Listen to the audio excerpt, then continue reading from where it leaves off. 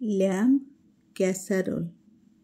ଉପକରଣ: ଲ୍ୟାମ୍ବ 200 ଗ୍ରାମ, ରସୁଣ ପତ୍ର 50 ଗ୍ରାମ, ସେଲାରି ପତ୍ର 1 ବିଡ଼ା, ପିଆଜ 1, ଗାଜର 2ଟି, ଆଳୁ 1, ଟମାଟୋ 1, ଲ୍ୟାମ୍ବ ଷ୍ଟକ୍ 1 ଲିଟର, ଥାଇମ୍ 1 ବିଡ଼ା, ଅଲିଭ ଅଏଲ୍ 100 ମିଲି, ଲୁଣ ଓ ଗୋଲମରିଚ ସ୍ୱାଦ ଅନୁସାରେ।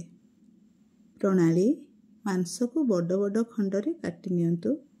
ପିଆଜ, ଗାଜର, ଆଳୁ ଓ ଟମାଟୋକୁ 4 କୋଣିଆ ଆକାରରେ କାଟି ନିଅନ୍ତୁ।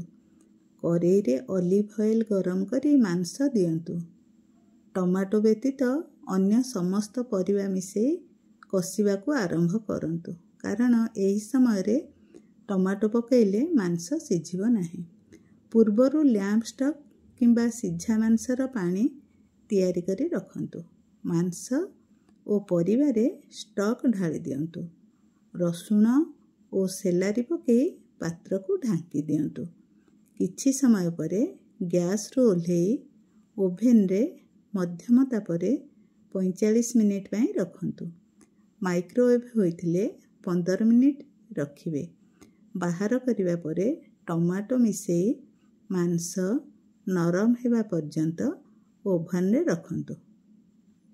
ତାପରେ ବାହାର କରି ପରିବେଷଣ କରନ୍ତୁ।